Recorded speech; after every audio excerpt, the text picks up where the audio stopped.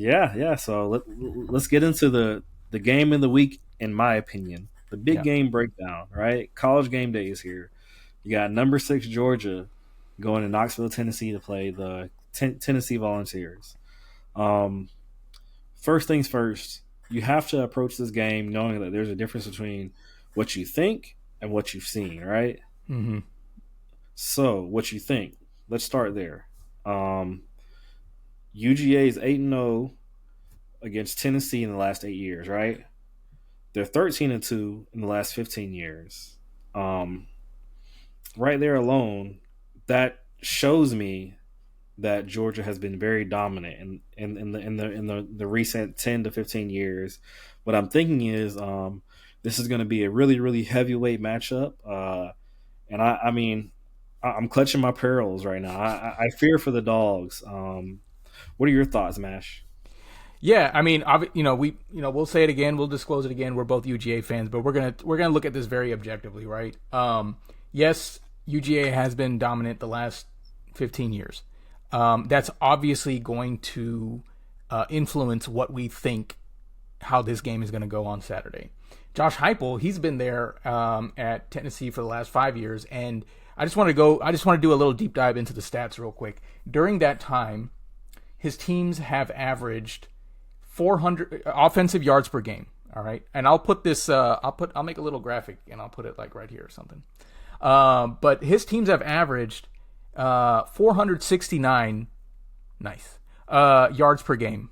Right, he's averaging a lot of yards per game, except for when he plays UGA. When he plays UGA, his numbers go down. For offensive yards per game, they go down by 150 yards per game. When he plays UGA, his points per game goes down by 23 points per. He scores 23 less points per game on average when he plays UGA. His defense allows 43 more yards, not too bad, but his defense allows almost 11 more points when he's playing UGA. Clearly, there are no outliers. There's two outliers, but there are no outliers. When Josh Heupel plays UGA and Kirby Smart, they have Josh Heupel's number.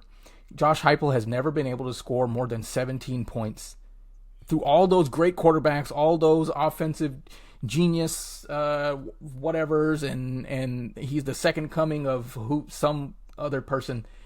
He's never been able to score more than 17 points against UGA. So obviously this is going to influence what we think. But this year is different. So Aaron, I want you to kind of dive into what is it about both of these teams that we've actually been able to see with our eyes this year. Okay, so first things first, both teams with the first two games of the year have played underwhelming competitions, but both teams have handled their food very differently. Um, let's talk about UGA's defense and Tennessee's offense, right? UGA has been great on defense. They're ranked eighth nationally in total yards per game. They're very aggressive on the line. They only allow about 2.5 yards per carry, right? So they're great there. They're great on passing defense as well, only allowing about 52 passes to be completed this year. No passing touchdowns yet. 52% of passes. 52%. Sorry. Yep. Yeah. Um, then you got Tennessee's offense, right? Tennessee has been very impressive. They're calling Tennessee's quarterback the Joey Football on Twitter, right? They think he's the next guy. Tennessee right now they're averaging 58.5 points and 605 yards a game, but again, it's against that underwhelming competition. But you could argue against the better competition compared to UGA, right? Um, while he will be playing at home in a great environment, he has never seen the speed and physicality of an SEC defensive front, much less a UGA one. So I think this game is going to come down to how can UGA's defense limit Tennessee's offense. Mm-hmm. Yep. So here are some names you need to know for Tennessee's offense. They got Star Thomas, a running back. He's the rushing leader. They use him a lot. They're going to definitely get him his carries. You got the Knoxville native, Deshaun Bishop.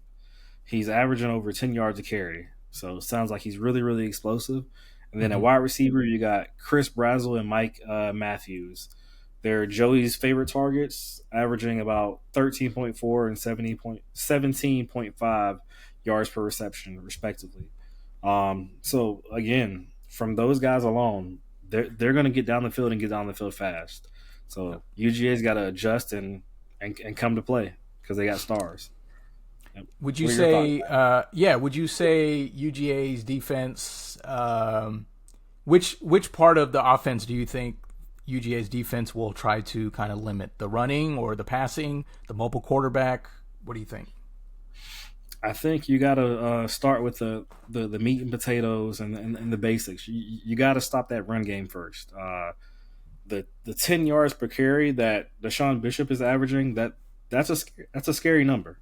Yeah. If we can't stop the run game, or if they can't stop the run game, it opens the door to so many other schemes, plays, types of things that you can do. So I think they're going to limit that first, and then potentially get pressure on the quarterback next. Gotcha. Yeah. So I think UGA defense, Tennessee offense, that'll be the good on good matchup. Like I think that's where the game will be determined, who wins, that matchup. I want to cover the Tennessee defense versus the UGA offense. Even Kirby Smart has come on the microphone and said it's been uninspiring so far. Their offense has been pretty lackluster. These first couple games. We've talked previously on how this may or may not be part of the kind of season-long game plan, but not letting your first-time starting quarterback get a little bit more creative offensively in a real game situation, I feel like can come back to bite you, especially in an environment like Neyland Stadium, probably one of the best stadiums in the nation. The wide receiver room, probably one of the most improved rooms from last year to this year, hasn't been used much outside of screen passes and like slants and stuff, right? Gunnar Stockton, he's looked shaky and unconfident at times. A lot of that can be, blamed on the offensive line, not necessarily from a lack of effort all the time, but they're dealing with a number of injuries. Especially in pass protection, the offensive line has not been looking great. The run game, in helping like create lanes for running, the run game has been a highlight on the offense for UGA, honestly, much better than last year. I think this will be a great matchup against Tennessee's, linebackers and defensive line.